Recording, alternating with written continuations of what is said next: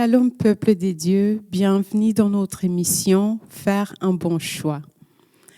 Nous sommes très contents de vous revoir encore.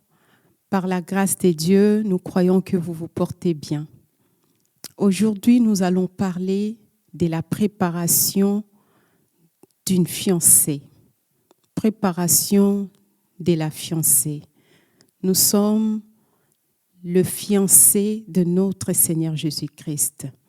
Et nous serons dans les livres d'Esther, dans le chapitre 2, là où nous avions vu que le roi, après avoir s'est séparé de la reine Vashti, a voulu chercher encore une autre reine. Et c'est dans cette préparation-là, par l'aide du Seigneur Jésus-Christ, que le serviteur de Dieu, le pasteur Victor, va nous aider à connaître pourquoi être préparé. Bonsoir, papa. Bonsoir, maman. Bonsoir à tous. Comment allez-vous? Merveilleusement bien, par la grâce de Dieu. Amen. Oui, papa, vous nous dites préparation d'une fiancée. Nous voulons savoir d'abord pourquoi seulement préparer une fiancée. Merci pour l'opportunité. Je pense bel et bien que la préparation d'une fiancée, ça nous pousse à préparer l'Église, qui est le rôle auquel Dieu nous a vraiment donné. Si aujourd'hui nous avons l'Assemblée et toutes les églises, puisque ce message est vraiment pour aider quelqu'un de près ou de loin, c'est que nous sommes dans une phase de préparation pour le grand mariage avec notre époux Jésus-Christ. Il n'y a pas de mariage sans préparation. Amen. Et ici, avant qu'on parle de mariage, vous parlez de la fiancée. Et comment définissez-vous cette fiancée que vous venez de dire tout à l'heure, l'Église? Cette fiancée on vient de dire Église, Christ, nous savons qu'il est notre époux qui a payé la dot tout en allant sur la croix. Il a payé le prix pour ce mariage tant entendu auquel vous et moi et tous les croyants font partie de cette lignée des épouses du Seigneur. Et la fiancée, pourquoi? Parce que c'est une fiancée qui est bien préparée, qu'un époux a envie de l'épouser. Tout en sachant que nous sommes les fiancés du Seigneur. Et une fiancée n'est qu'une fiancée. Premièrement, n'est pas une épouse. Une fiancée doit bien se comporter, se préparer, avoir un bon témoignage pour que, quand l'époux viendra, puisse trouver plaisir à vivre avec cette femme.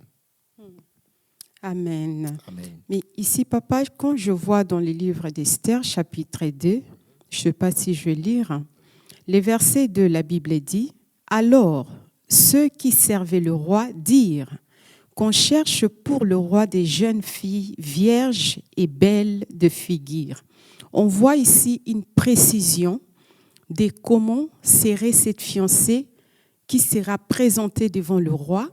On dit que vierge et belle de figure. Et comment vous pouvez nous éclaircir cela par rapport à nous étant que épouses du Seigneur? C'est très bien. On ne peut pas parler d'Esther si nous ne pouvons pas tirer quelques extraits de Vashti. Parce que Vashti était également belle. Ça, c'est important parce qu'un roi ne se mariait pas à n'importe qui. Premièrement, si nous voyons l'histoire d'Esther, nous allons voir que c'était un choix millimétré, un choix coordonné, et on choisissait les belles filles, les filles qui étaient plutôt belles. En fait, il y avait deux personnes adaptées à choisir. Cela me fait croire exactement que à la place du moment où on avait choisi la reine Vashti, il y avait aussi un choix. Ça me fait croire vivement qu'elle était aussi belle. Elle était aussi belle. Mais là, on voit qu'il y avait des critères pour choisir une épouse pour le roi Assuérus, qui n'est que une image, parce que ce n'est qu'une ombre de la réalité. Et cette ombre de la réalité, Vasti, en fait, représente Israël ancien, auquel Jésus-Christ est venu pour, et la Bible nous dit dans Jean chapitre 1 qu'ils l'ont rejeté. Et le roi Assuérus, en faisant la fête pour présenter la beauté de son palais, puisque la femme est la beauté et l'honneur de l'homme, et cette femme n'a pas voulu vraiment montrer la valeur de son mari, qui était le roi Assuérus, qu'aujourd'hui nous pouvons dire l'Israël qui n'a pas reçu le Seigneur en tant que roi. Et nous avons été maintenant choisis, pas par notre vouloir, mais c'est Dieu qui nous a choisis. Et le choix ici, dans ce passage, que les femmes, ou bien les jeunes filles devaient être vierges et belles de figure, c'est parce que cette beauté, c'était celle qui allait donner valeur à son époux. On ne pouvait pas marier une femme comme elle est. Elle devait avoir des critères auxquels aujourd'hui elles ne sont pas physiques. Elles ne sont pas physiques. Quand on parle par exemple de la virginité, les femmes devaient être premièrement vierges. C'est une femme qui est vierge est l'exemple de la pureté, de la sainteté.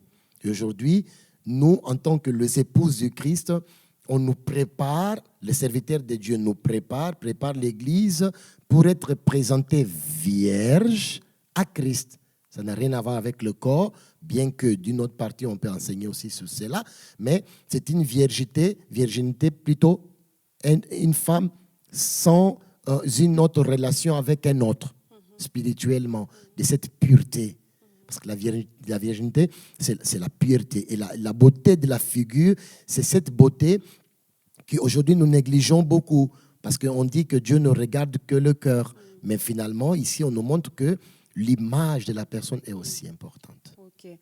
L'image de la personne, papa, là, ça me parle de quelque chose, belle de figure. Comme vous dites, l'image de la personne, c'est-à-dire les caractères de la personne, les actions que la personne pose tout autour d'elle. Exactement. C'est là aussi la caractérise par rapport à son état spirituel vis-à-vis de Dieu. Oui, aujourd'hui, ici on peut voir que c'était une femme. Les femmes choisies, c'était vierge et belle de figure. Mais dans les critères actuels, spirituels auxquels nous sommes, puisque c'était seulement une ombre cachée, aujourd'hui, Dieu, il voit la beauté intérieure. Cette beauté, c'est ces qualités du bon comportement, de l'amour, du pardon, des bonnes œuvres. C'est là qui prouve la beauté d'une femme, d'une épouse. Amen. Et ici, on voit, papa, malgré que ces jeunes filles étaient vierges et belles de figure, mais elles devraient passer dans une préparation de prendre soin de leur beauté pour que la beauté devienne un peu beaucoup plus attirante, si je peux dire. C'est intéressant. C'est intéressant parce que si une personne naturellement est déjà belle, n'a pas besoin de faire encore de rajout. Mais ici, on voit une préparation d'une durée quand même longue et que ces femmes en question, ces jeunes belles filles, devaient prendre bien soin d'elles pour se présenter. On ne se présente pas devant un époux naturellement. Bien que nous sommes déjà enfants de Dieu parce que nous avons cru, mais il y a un travail encore à faire. En fait, c'est ce travail que ces jeunes filles ont été appelées à faire pour pouvoir se présenter dignes du choix du roi. Parce que le roi devait quand même choisir. Oui.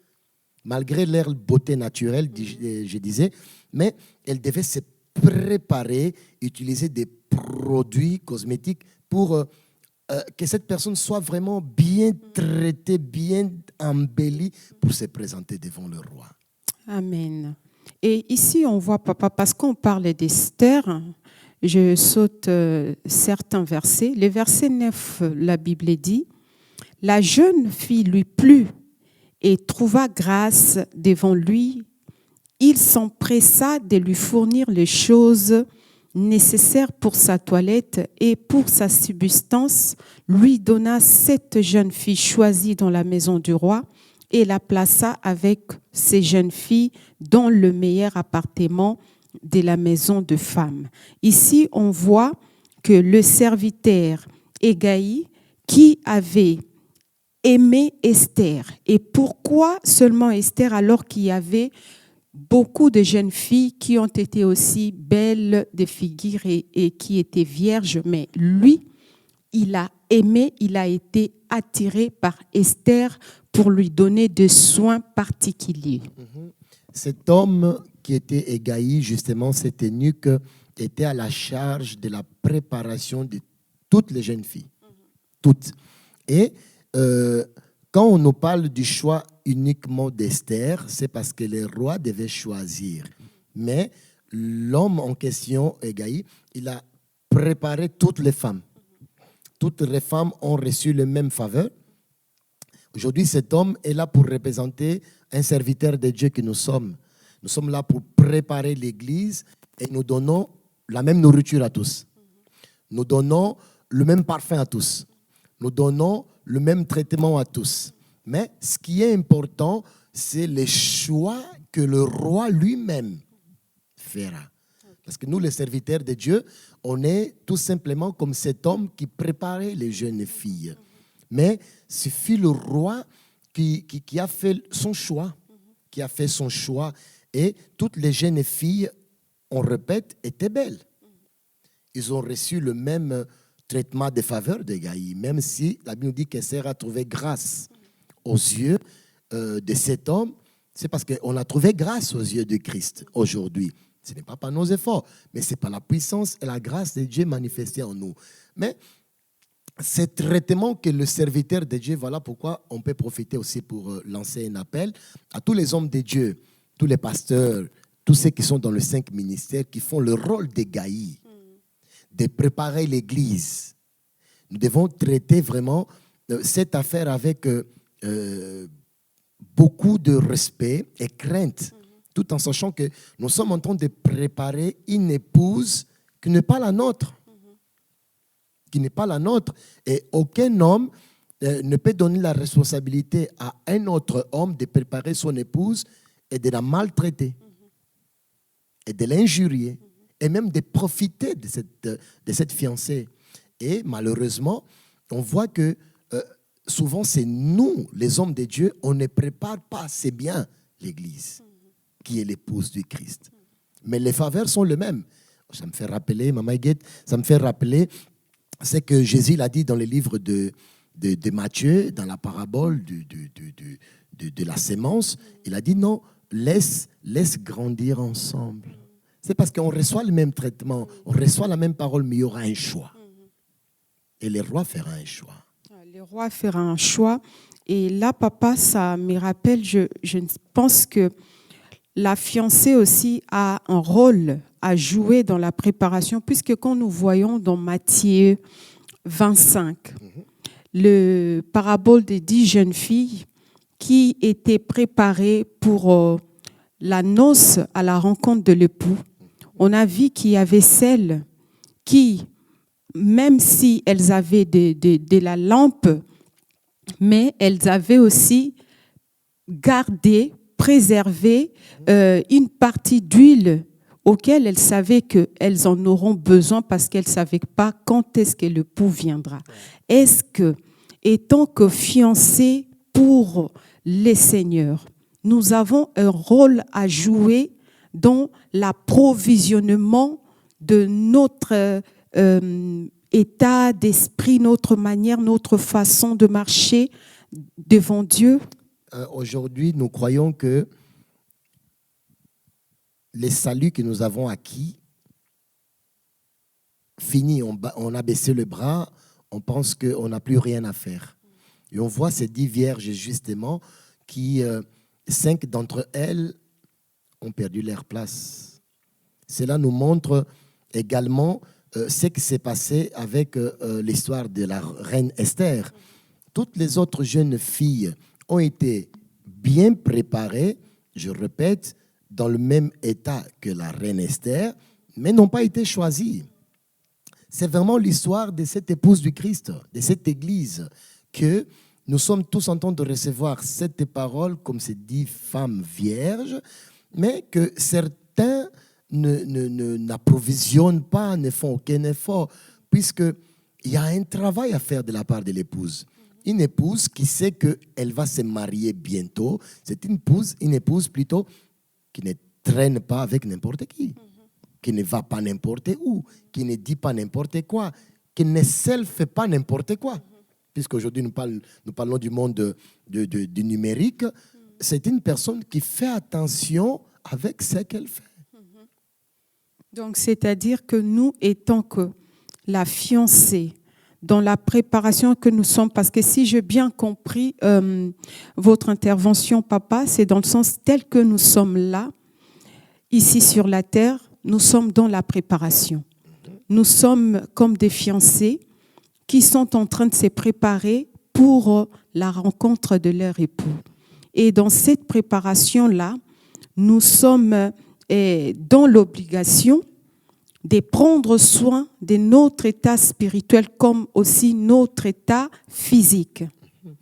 La pensée, c'est quoi? La pensée, c'est que le peuple de Dieu que nous sommes, l'Église de Dieu qui est l'épouse du Seigneur, sache dans cette optique-là que nous parlons de la préparation de la beauté d'Esther, déjà qu'elle était belle naturellement, c'est vraiment que l'Église ou que le peuple de Dieu sache montrer la beauté de son intérieur.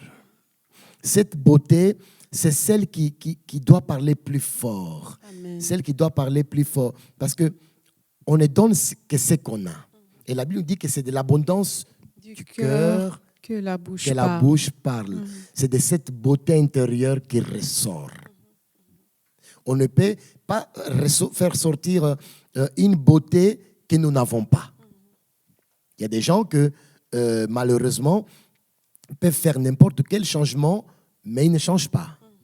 Mais quand tu fais sortir la beauté de ton intérieur, les bonnes œuvres, la bonne manière, ça va s'exprimer directement dans notre extérieur. Et quand on parle, par exemple, de cette beauté, de cette épouse, de cette fiancée qui est en préparation pour le grand mariage, elle a certaines qualités auxquelles l'époux attend d'elle, auxquelles l'époux attend de cette fiancée. Par exemple, si nous regardons le livre d'Éphésiens, chapitre 5, nous passons et nous disons que l'apôtre Paul avait dit chez les Éphésiens, au chapitre 5, verset 25, il a dit que Marie, aimez votre femme comme Christ a aimé l'Église. Il s'est donné lui-même pour elle afin de la conduire à la sainteté. Après avoir purifié et lavé par l'eau de la parole, pour faire paraître devant cette Église glorieuse, sans tache, ni ride, ni rien de semblable, mais sainte et irréprochable. C'est le travail que Égaïe a fait. Parce qu'Égaïe a tout simplement préparé les filles ou les jeunes filles pour se présenter devant le roi. Et justement, les produits utilisés par Égaïe, les produits cosmétiques, c'était pour éviter les rides, pour éviter des taches, la vieillesse et toute autre chose que le roi allait lui déplaire. En fait, ce sont des choses que l'Église, nous, les peuples de Dieu, nous devons se préparer pour éviter. Il y a de très belles femmes aujourd'hui qui ne sont pas âgées, mais qui sont comme des vieilles. Pourquoi? Parce qu'il ne prend pas soin de son corps, ne prend pas soin de son visage. Et c'est exactement spirituellement, parce que l'apôtre Paul veut que l'Église soit aimée comme Christ, ou bien que la femme soit aimée comme Christ a aimé l'Église. Et que cette Église en question, qui est la femme, doit comparaître, présenter devant l'époux sans défaut. C'est pour ça que la reine Esther et les autres jeunes filles se sont préparées pendant une certaine période pour se présenter. Et c'est le même temps que le Dieu Tout-Puissant a donné à l'Église de se préparer parce qu'il y a un temps que nous devons nous présenter devant le roi. Mais sans défaut, sans tache, sans ride et rien de semblable.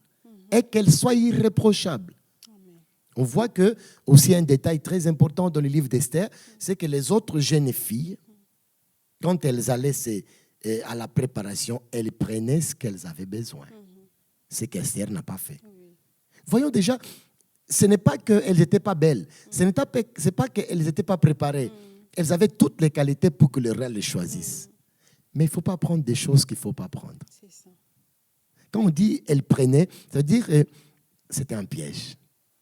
Donc, papa, là, ça m'intrigue un peu dans le sens que, étant que fiancés, donc nous ne devrions pas, puisque vous aviez dit tout à l'heure qu'Égaï a joué le rôle des serviteurs de Dieu. C'est-à-dire qu'un enfant de Dieu ne doit pas marcher elle-même peut-être en se disant que je sais que ça c'est mieux pour moi. Il faudrait seulement qu'un homme de Dieu soit là pour guider cette personne dans sa foi. C'est bien, mais vous serez trop dépendant des hommes. Aujourd'hui, nous avons le Saint-Esprit qui est constamment avec nous. Un homme de Dieu peut exactement nous suivre, être avec nous. C'est bien, mais 24h/24, ça serait impossible. Là, Égaï qui faisait le rôle de serviteur, on peut dire également qu'il faisait le rôle du Saint-Esprit. Amen. Amen. Constamment avec. Amen. Et je crois que maintenant, ce qui est important, c'est avoir la crainte de l'Éternel. Pour une épouse, quand elle sait déjà, pour une fiancée qui sait déjà que je suis engagé, qu'elle soit accompagnée ou pas, elle connaît son engagement. Elle doit connaître son engagement. Qu'il y ait quelqu'un ou pas, qu'il y ait un serviteur, un frère ou une sœur, elle sait, moi je me bats pour plaire à celui qui viendra m'épouser. Et l'apôtre Paul, dans cette optique, il a dit encore dans 2 Corinthiens, chapitre 11, verset 2, il a dit que, en effet, je suis jaloux de vous. Il a dit, je suis jaloux de vous par la jalousie de Dieu, pas par la jalousie d'un homme, mais la jalousie de Dieu. L'apôtre Paul est intéressant. Il dit, je suis jaloux de vous. Si nous ne comprenons pas, nous allons croire que comment un homme de Dieu peut être jaloux. Mais il a rectifié, il a dit jalousie de Dieu. Parce que la jalousie de Dieu, c'est tout simplement cette jalousie qui ne veut pas que quelqu'un s'approche de sa femme. Et il dit que jalousie de Dieu parce que je vous ai fiancé à un seul époux, un seul, pour vous présenter à Christ comme une vierge pure. On peut dire que c'est une jalousie qui apporte la correction à l'épouse. Bien sûr, quand on parle de la jalousie de Dieu est une jalousie saine. Très saine, très saine, très saine. C'est une jalousie que, comme l'homme est jaloux, naturellement, nous les humains, Dieu est aussi jaloux de ses enfants, de son épouse, surtout de sa femme. Si un homme ne prend pas soin de sa femme, la femme peut se vaguer et faire ce qu'elle veut. Et Christ également, qui est notre Dieu, notre mari, il est jaloux de nous. Mais cette jalousie, nous maintenant, comme je disais tout à l'heure, je répète, c'est une partie peut-être qui est très importante. Nous devons avoir la crainte, même quand l'époux n'est pas là. Amen. Même Amen. quand on ne le voit pas, il est toujours présent. Ouais. Ah, merci beaucoup, papa. C'est-à-dire que, bien aimé dans le Seigneur, je pense que vous comprenez pourquoi la fiancée et pourquoi cette préparation-là. Étant que pèlerin ici sur la terre, tout être humain est fiancé à notre Seigneur Jésus-Christ. Et dans cet engagement-là que l'homme de Dieu vient de marteler, nous sommes engagés. Et ne prenons pas cet engagement-là à la légère. Nous sommes ici pour préparer notre vie d'après la mort, notre éternité. Et nous devrions vraiment marcher dans la parole de Dieu, dans la révélation, parce que le Saint-Esprit, c'est lui qui nous révèle la volonté de Dieu. Tant que vous êtes fiancés à notre Seigneur Jésus-Christ et que vous avez le Saint-Esprit en vous, c'est lui qui va vous révéler comment vous allez vous comporter, marcher. Gardez toujours la parole de Dieu dans votre cœur et faites en sorte que votre marche ici sur la terre soit cette belle figure que avaient les vierges qui ont été présentées devant le roi. Papa, un mot de la fin? Un mot de la fin, j'aimerais lire le livre d'Apocalypse, chapitre 19, pour finir. Il nous dit ceci au verset 7. Apocalypse 19, versets 7 et 8 nous dit « Réjouissons-nous, soyons dans la joie, dans l'allégresse, et rendons-lui gloire. Car voici venu le moment des noces de l'agneau, et son épouse s'est préparée. Il lui a été donné de s'habiller dans lin fin, éclatant pur. En effet, le lin fin ou le fin lin, ce sont les œuvres justes de saints. Ici, on voit la finalité, puisqu'on parle de l'Apocalypse, la révélation, la fin, oméga. Ici, on voit la joie de la révélation. Amen. Tout simplement de la peine qu'on se donne sous cette terre parce que nous nous attachons au Seigneur. La récompense, c'est quoi? C'est cette joie de la fête des noces. Amen. Avec l'époux. Bien-aimé, il n'y a rien de mieux que se réjouir dans un mariage. Amen. Et ici, l'apôtre Jean, dans la vision, dans la révélation, on lui montre la fête de l'agneau parce que son épouse s'est préparée. Ici, on voit déjà qu'elle a été préparée. Ce n'est pas elle se prépare. Ici, vraiment, c'est la finalité que la reine Esther devait maintenant se présenter devant Assuérus. Parce que Hégaï lui a préparé. Ici, on voit l'apôtre Jean dire que l'épouse s'est préparée. Ça fait partie du passé. Et c'est le moment de se préparer. Et on dit qu'elle a été donnée maintenant le privilège de s'habiller du fin lin. Et il dit que le fin lin était éclatant. Et il a expliqué le fin lin, ce sont les œuvres des saints. C'est ça, en fait, qui avait dans le cœur d'Esther. Amen. Cette beauté. Quand elle a fait sortir sa beauté, les autres filles étaient belles. Elles étaient aussi vierges. Mais le choix est tombé sur Esther. Parce qu'il y avait un choix à faire. Il y avait un choix. Même s'il y a 1 million, il y a toujours une personne qui sera choisie. Et cette personne, c'est toi qui m'écoutes. Parce que toi, tu es la fiancée du Christ. Et Dieu va te choisir. Dieu t'a choisi et c'est toi en fait qui dois faire un effort de lui plaire. Amen. Des produits cosmétiques, parce qu'il y avait de parfums. Ces parfums, ce sont des œuvres, des bonnes œuvres, des choses que nous faisons pour plaire à celui qui a payé quelque chose pour nous sauver. Amen. Merveilleux.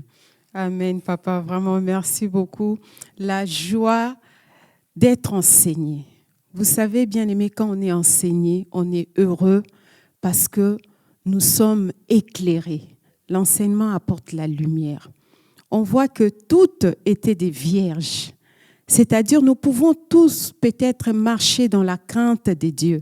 Tu peux dire que moi, je crains Dieu. Moi, je ne fais pas de mal. Je suis le loi de Dieu. Je lis la Bible. Je sais le mal que je ne peux pas faire. Mais la distraction peut faire en sorte que vous loupez aussi votre jour des noces. Si vous êtes distrait ou distraite, vous pouvez perdre votre vie éternelle. Faisons vraiment très attention dans notre foi. On a vu qu'il y avait, dans Matthieu 25, il y avait des 10 vierges. On a vu aussi dans le livre d'Esther 2, il y avait aussi des filles vierges. Toutes étaient vierges, recrutées. Mais il y avait celles-là qui avaient l'accès à l'époux. Ils étaient toutes recrutées. Oui. Mais ils n'ont pas été choisis. Oui. Le recrutement est fait, hein, parce que Christ nous a tous appelés. Oui. Faisons un effort. C'est ça. C'est-à-dire, beaucoup sont appelés, mais il y a peu d'élus.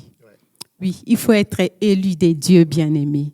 Soyons élus des dieux et la gloire sera à notre Dieu. Et nous allons jouir de ces bonheurs de demeurer près de notre Seigneur Jésus-Christ. Je pense que cette parole vous a fait du bien à votre âme.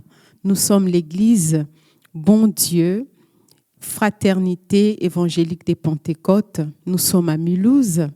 N'oubliez pas de liker, de commenter et de nous laisser, si Dieu vous a béni, laissez-nous un message et nous serons contents de partager peut-être votre témoignage. Que le Seigneur vous bénisse. Que le Seigneur vous bénisse.